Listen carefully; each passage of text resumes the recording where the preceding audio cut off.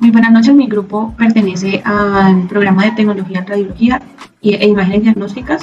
Vamos a exponer sobre la tarea 4 del curso de radiobiología y radioprotección, que es radioprotección y aplicaciones. Mi nombre es María Alejandra Ferreira Rodríguez y yo les voy a hablar entonces sobre objetivos de la protección radiológica, los organismos internacionales y nacionales relacionados con esta área y los 3 tipos de exposición a la radiación ionizante. Primero es importante entender que la protección radiológica es el conjunto de medidas y principios que buscan proteger a las personas y al medio ambiente de los efectos nocivos de la radiación ionizante, permitiendo al mismo tiempo el uso seguro de estas en medicina, industria e investigación. Entonces, como punto 1, debemos indicar los objetivos principales de la protección radiológica. Son 3. El primero es prevenir los efectos determinísticos, que son daños que aparecen cuando se supera cierto nivel de radiación, como quemaduras, cataratas o lesiones en tejido. Por eso es fundamental controlar la dosis de exposición. El segundo es el objetivo es reducir la probabilidad de efectos estocásticos, como el cáncer o las alteraciones genéticas. En este caso no existe una dosis mínima completamente segura, por lo que se busca mantener la exposición tan baja como sea razonablemente posible. Y el tercero, tenemos que es el objetivo es garantizar el uso seguro y optimizado de la radiación, asegurando que los beneficios médicos sean mayores que los posibles riesgos. Para esto se aplican principios fundamentales como la justificación, optimización y la limitación de la dosis. Entonces tenemos la justificación, que significa que ningún procedimiento con radiación debe realizarse si no aporta un beneficio real al paciente. Es decir, si lo requiere, sí, si no, no. La optimización consiste en utilizar la menor dosis posible para obtener imágenes diagnósticas de buena calidad o tratamientos efectivos, y la limitación de dosis establece valores máximos permitidos para proteger especialmente al personal ocupacional y al público, que sería el paciente. Ahora bien, entonces, y tenemos entonces esta infografía donde tenemos que, para que las medidas y los objetivos se cumplan, entonces existen diferentes organismos internacionales y nacionales encargados de regular y supervisar la protección radiológica.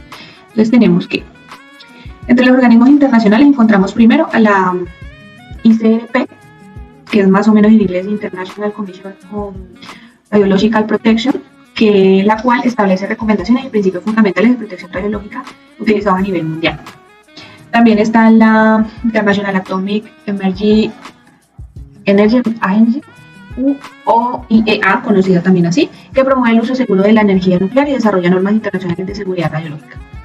Y tenemos entonces el nombre es larguísimo, por acá lo tenemos, que evalúa los efectos biológicos de la radiación sobre la salud humana y proporciona bases científicas para las normativas internacionales.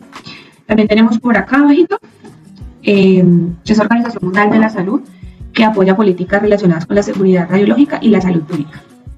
A nivel nacional, entonces en Colombia participan entidades como el Ministerio de Salud y Protección Social. Estos son los encargados de regular el uso de radiaciones en el sector salud y establecer lineamientos de seguridad para pacientes y trabajadores. También está el Ministerio de Minas y Energía, que supervisa actividades relacionadas con material radioactivo y energía nuclear. Además, tenemos el Servicio Geológico Colombiano, que controla y gestiona materiales radioactivos en el país. Entonces, todos los organismos trabajan de manera conjunta para establecer normas, prevenir accidentes y proteger la salud humana frente a la exposición a radiaciones ionizantes. En conclusión, la protección radiológica es fundamental para garantizar el uso seguro de las radiaciones ionizantes, minimizando los riesgos y protegiendo tanto a los trabajadores como a los pacientes y a la población en general. Además, la aplicación de normas y los principios internacionales permiten que estos procedimientos con radiación se realicen de manera responsable, segura y eficiente. Muchísimas gracias, espero hayan entendido. Buenas noches, mi nombre es Natalia Rodríguez y les voy a explicar la pregunta número 7, que dice: con un intensímetro se mide una tasa de dosis absorbida de 0,33 mg por hora a partir de una fuente gamma a 1 metro. Expresa la lectura en milisievert por hora para dosis equivalente y dosis efectiva, suponiendo que queremos medir en piel. Vamos a explicar entonces el procedimiento. En ese ejercicio vamos a tener en cuenta una tasa de dosis absorbida, que es la de 0,33 mg por hora, producida por una fuente de gamma a 1 metro de distancia. Lo que vamos a hacer es convertir esta lectura en dosis equivalente y dosis efectiva para la piel. Vamos a identificar como primera instancia el tipo de radiación. En este caso es radiación gamma, que es la que nos están diciendo acá. Y para este tipo de radiación el factor ponderación llamado WR es igual a 1. Entonces, para calcular la dosis equivalente usamos la fórmula H, que es la dosis equivalente, la D, que es la dosis absorbida, WR, que va a ser el factor de ponderación de radiación, y quiere decir entonces, vamos a reemplazar esos valores. H va a ser 0,33 por 1, ¿listo? Quiere decir 0,33 milisieverts por hora. Después vamos a calcular la dosis efectiva. Para esto usamos el factor de ponderación del tejido, y para la piel, que es el valor 0,01. La fórmula es E igual a H por WT. Vamos a reemplazar los valores siendo E 0,33 por 0,01 igual a 0,0033 milisieverts por hora. Entonces, la dosis efectiva es de 0,0033 milisieverts por hora. En conclusión, la radiación gamma mantiene el mismo valor numérico entre miligray y milisievert, porque su factor es 1, pero la dosis efectiva disminuye porque la piel tiene menor sensibilidad biológica. Muchas gracias. Hola, buenas noches, mucho gusto. Mi nombre es Cristian David Valencia. El día de hoy voy a hablarles sobre los elementos de protección radiológica. En este caso les estaré dando respuesta al punto número 9 de la actividad número 4. Entonces, cuando hablamos de elementos de protección personal, recuerden que pues estamos hablando de lo que nos puede mantener con un supremo cuidado a la hora de hacer una actividad. En el tema radiológico pues existen varios elementos que utilizamos. El primero pues es el delantal de plomo. Pues cuando hablamos del delantal de plomo pues tiene unos requerimientos, pues su protección equivale a más o menos a 0.25 milímetros si el equipo pues de rayos X opera o trabaja pues mayor a 100 kilovoltios, y hablamos de un porcentaje mayor de 0,35 milímetros si opera por encima de los 100 kilovoltios. Entonces, para tener en cuenta, pues el chaleco siempre se utiliza en la parte de frente de frente a la radiación para así evitar exposiciones en la espalda. Hablamos también del protector de tiroides, que se usa pues beneficio para cualquier nivel de dosis, ya que tiene una gran influencia en la dosis efectiva. Lo importante de esto, pues, como tener en cuenta, pues el collarino protector de tiroides se proporciona una estructura del 80%. Y ayuda a proteger lo que es la tiroides y el esófago superior. Las gafas plomadas se utilizan para que la protección ocular sea efectiva. Importantísimo que pues normalmente se diseñan las gafas con un 0,5 milímetros equivalentes al plomo.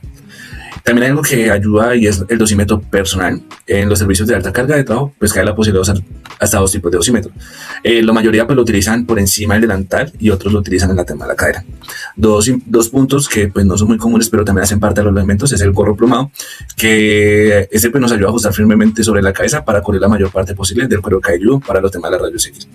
Y por último, importantísimo, que es la protección de las estructuras, que pues ya son las cortinas plomadas que utilizan en cada sitio donde se preste servicio de radiación. Al lado derecho podemos ver pues cómo son más o menos los elementos de protección personal, empezando pues como las gafitas, el collarín o el protector de la tiroides, el delantal pues está en su parte de frente y también está en su parte trasera. Lo ideal es que estos elementos se utilicen cada vez que prestemos el servicio, y el delantal es supremamente importante que lo ajustemos muy bien. Entonces eso es todo sobre los elementos de protección personal. Muchísimas gracias. Hola, buenas noches, tutor y compañeros. Me presento, mi nombre es Laura Valentina Muñoz. En este caso les voy a estar hablando sobre el punto número 5, el cual nos dice que en este punto vamos a hablar sobre la definición y características de la zona controlada y la zona supervisada según la resolución 181434 del Ministerio de Minas y Energía.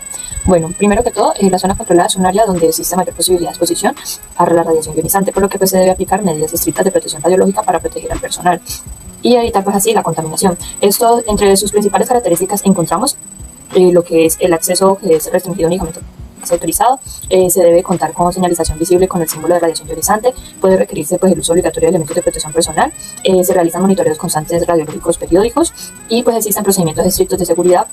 También en esta zona se controla lo que es el ingreso y el tiempo de permanencia en el área. Como ejemplo de la zona controlada tenemos la sala de rayos X durante las exposiciones pues, a áreas de medicina nuclear y salas de radioterapia. Ahora la zona supervisada es un área donde el nivel de exposición es menor en la que la zona controlada, pero aún así pues, necesita vigilancia y seguimiento para garantizar que continúe siendo pues, segura. Las características principales de la zona supervisada son que no se requieren restricciones tan estrictas como lo habíamos hablado anteriormente en la zona controlada, pues se realizan mediciones y seguimientos radiológicos periódicamente, cuenta con señalización preventiva, el acceso puede permitirse al personal autorizado o incluso al público dependiendo pues, de las condiciones, se verifica constantemente que no se superen los límites establecidos de radiación. Como ejemplo pues, de zona supervisada encontramos lo que son los pasillos cercanos a las salas de radiología, áreas administrativas continuas al servicio y pues salas de espera con blindaje adecuado. En conclusión, tenemos que pues, la principal diferencia entre ambas zonas es el nivel de riesgo radiológico y el grado de control requerido para proteger a las personas que están expuestas a ello. Listo, eso sería todo. Muchísimas gracias. Buenas noches, mi nombre es Javier Espinosa, estudiante de Tecnología en Radiología de Imágenes Diagnósticas. Hoy voy a hablarles sobre el punto 11 de nuestro taller, nuestro último taller. Es una pregunta. Dice, en la práctica, ¿cómo un tecnólogo debe aplicar los principios de protección radiológica en radiodiagnóstico y medicina nuclear? Bueno, los principios de protección radiológica tenemos tres pilares que son fundamentales: justificación, alara y limitación de dosis. En eso debemos ser muy puntuales, que debemos siempre tener muy claro nuestro criterio. Hemos estudiado, somos profesionales y debemos tener bases científicas y pensamiento crítico para determinar cuándo nuestro criterio nos indica qué debemos utilizar y cuándo debemos utilizar. Siempre debemos evitar la exposición a los pacientes a radiaciones innecesarias y debemos garantizar la calidad de la imagen, siempre basándonos en la justificación, alara y limitación de dosis. Recordemos que no todos los cuerpos son iguales y que debemos de ajustar nuestros equipos dependiendo del paciente. No es lo mismo brindar radiación para una imagen diagnóstica a un paciente de 90 kilos a uno de 50 kilos. Siempre debemos ajustar nuestros equipos, calibrar nuestra imagen y criterio al momento de tomar las decisiones con nuestros pacientes. Buenas noches, mi nombre es Javier Espinosa y voy a hablarles sobre el punto número 15 de nuestro taller final. El punto dice, en protección radiológica en radiología pediátrica, especifique las siguientes afirmaciones si son ciertas y explique. El primer punto, ¿existe un umbral preciso para los efectos estocásticos? Esto es falso, no existe ningún umbral para evitar los efectos estocásticos. En pediatría los riesgos son mayores debido a que los niños tienen división celular aumentada por el proceso del metabolismo y el crecimiento en el que eso se encuentra. Y esto facilita a que cualquier tipo de daño celular proveniente de algún efecto radiológico se prolifere muchísimo más rápido que en un adulto. El segundo punto, en los efectos deterministas radioinducidos, los efectos deterministas de la radiación, la severidad del efecto aumenta al aumentar la dosis. Esta afirmación es cierta. A mayor dosis de radiación, mayor es el daño celular, especialmente en las células funcionales. Y en este caso sí hay un umbral de radiación. Si se supera este umbral, la regeneración celular no va a alcanzar a reparar el daño causado por las dosis elevadas.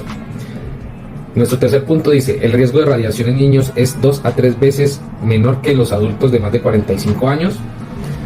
Esta afirmación es falsa, antes al contrario. En niños el efecto a la exposición es mucho mayor. Como les dije en el punto anterior, biológicamente ellos tienen tasas de división celular mayores y expectativa de vida mucho mayores que los adultos de 45 años. Entonces ellos van a tener el riesgo de que se manifiesten estos daños en su mediana a vida adulta aproximadamente. En cambio, personas de 45 años quizás no alcancen a desarrollar los efectos debido a que ya están en la mitad de su expectativa de vida. Y el último punto, las lesiones en piel y las opacidades del cristalino son efectos deterministas de la radiación. Sí, es correcto. Este tipo de lesiones ocurren de forma inmediata al sobrepasar los umbrales de exposición a la radiación. Además de que a mayor dosis, mayor gravedad de lesión. Aunque en el cristalino existe la opacidad por exposiciones acumuladas, y esto se debe a que no se respetan los umbrales de exposición, y el cristalino es un órgano que no cuenta con la eliminación de las células muertas, sino que ellas se van acumulando y finalmente pueden generar la opacidad del cristalino. Muchas gracias. Hola, buenas noches, tutor y compañeros. Bueno, yo les voy a estar presentando lo que es el punto número 13. Bueno, en este punto vamos a calcular la exposición ocupacional total de un trabajador expuesto a la radiación ionizante. Bueno, inicialmente tenemos una tasa de exposición de 2.300 mg por hora, equivalente a 23 mg por hora. Y sabemos que pues, un trabajador estuvo expuesto durante 15 minutos. Lo primero que debemos hacer es convertir el tiempo de exposición de minutos a horas, ya que la tasa está expresada por hora. Entonces realizamos pues la siguiente operación, 15 minutos multiplicado por una hora, o sea sobre 60 minutos, lo que nos da un resultado de 0.25 horas. Una vez convertido el tiempo, aplicamos la fórmula de exposición total, que es exposición total igual a tasa de exposición por tiempo. Sustituyendo los valores quedaría 2.300 mg por hora multiplicado por 0.25 horas. El resultado sería una exposición total de 575 mg. Ahora pues lo expresamos en miligray que sabemos que 2300 mg por hora equivalen a 23 mg por hora. Entonces, 23 mg por hora multiplicado por los 0.25 horas nos da como resultado 5.75 mg. En conclusión, este trabajador recibe una exposición ocupacional total de 575 miligramos, equivalentes a 5.75 miligramos. Bueno, en la segunda parte del ejercicio se analiza el caso del padre de un paciente durante la fluoroscopia. La tasa de exposición es de 500 mg por hora, equivalente a 5 mg por hora, y la exposición diaria permisible es de 50 mg por hora. Para calcular cuánto tiempo puede permanecer el padre junto al paciente, utilizamos la siguiente fórmula. Tiempo permisible igual a exposición permisible sobre tasa de exposición. Reemplazando los datos tenemos 50 mg dividido entre 500 mg por hora. El resultado es de 0.1 horas. Finalmente convertimos ese valor a minutos. 0.1 horas multiplicado por 60 minutos sobre una hora, obtenemos como resultado 6 minutos. En definitiva, pues el padre del paciente solo puede permanecer aproximadamente 6 minutos durante la fluoroscopia para no superar el límite permisible diario de exposición. Y así concluiríamos con el punto número 13 en esta explicación. Muchas gracias.